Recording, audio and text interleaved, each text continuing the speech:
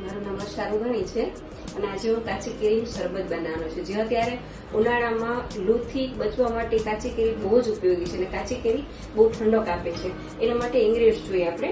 આ છે કાચી કેરી, 250 ગ્રામ કેરી લીધેલી છે. આ છે જીરા પાવડર, 1 ચમચી જીરા પાવડર છે. આ ફુદીનાના પાન છે. પછી આ છે સુગર અથવા આપણે દળેલી સાકર પણ લઈ શકીએ અને ખાંડ પણ લઈ શકીએ. આ છે જીરા પાવડર અને મિક્સ કરેલું છે જીરું અને ફુદીનાનો રંગ અને સંચળ ત્રણેયનો મિક્સ પાવડર કરેલો છે મેં.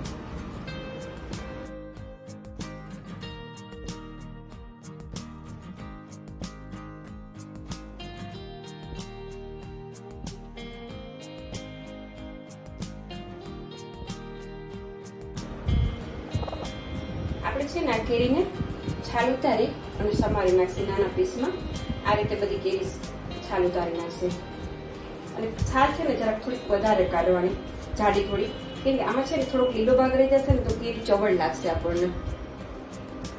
કાચી કેરી છે ને આ રીતે નાના પીસમાં સમારી લેવાની છે અને પછી એને આપણે મિક્સર જારમાં નાખી ક્રશ કરી લેશે.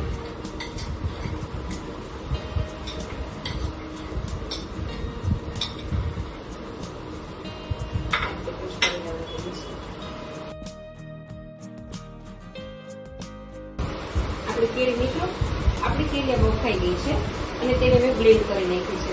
હવે આપણે એને થોડીક ગરમ કરવાનું છે. આપણે એના માટે ગેસ ચાલુ કરશે. બ્લેન્ડ લીધું છે એમાં પલ્પ આપણે નાખી દઈશું.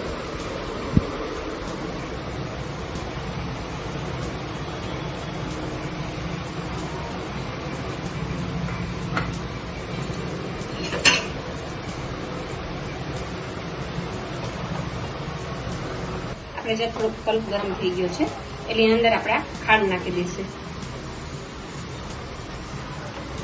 ખાંડ નાખી અને એને 5 થી 7 મિનિટ ઉકાળવાનું છે જેથી કરીને ખાંડ ઉકળી જાય. અને આની અંદર થોડીક ફુદીના પત્તી નાખી દેવાની છે.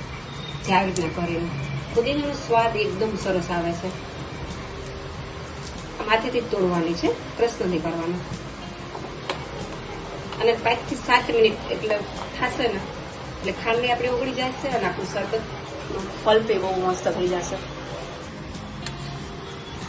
જે આપણે જોઈ શકીએ છીએ મિશ્રણ આ રીતનું થઈ જાય છે અને આપણે આને છે ને 1 વર્ષ સુધી સ્ટોર કરી શકીએ છીએ. એમાં પાણી થોડું ઓછું નાખવાનું, ઘાટું રાખવાનું. અત્યારે આપણે શરબત સીધું સર્વ કર્યું છે એટલે થોડુંક આપણે પતલું રાખ્યું છે. હવે આની અંદર આપણે આ મસાલો જે બનાવેલો છે તે નાખશે, અડધી ચમચી જેવો. આ સંચર પાવડર છે.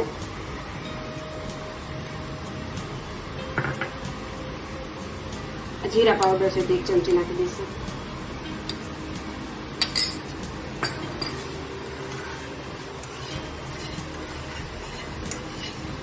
અને મિક્સ કરી લેવાનું છે. અને આમાં જોઈતા પ્રમાણમાં થોડુંક આપણે ઠંડુ પાણી ઉમેરશું.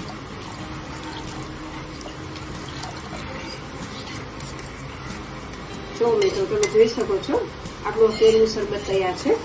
તો હવે આપણે ઠંડા કુલ એમની મજા માણીશું. તો એક ગ્લાસમાં આપણે સર્વ કરીએ. ગ્લાસની અંદર આપણે બરફના ટુકડા નાખશું.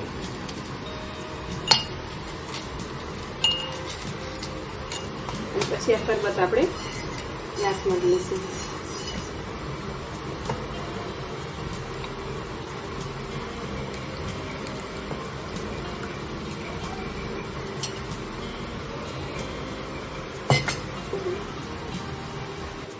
ફ્રેન્ડ્સ, તો તૈયાર છે આપણું કાચી કેરીનું શરબત. એને થોડુંક આપણે ગાર્નિશ કરશે. સ્ટ્રો મૂકી દઈએ. આ ફુદીનાની પત્તીનું થોડુંક ગાર્નિશ કરશે. હવે અને આ લીંબુની સ્લાઇસ છે.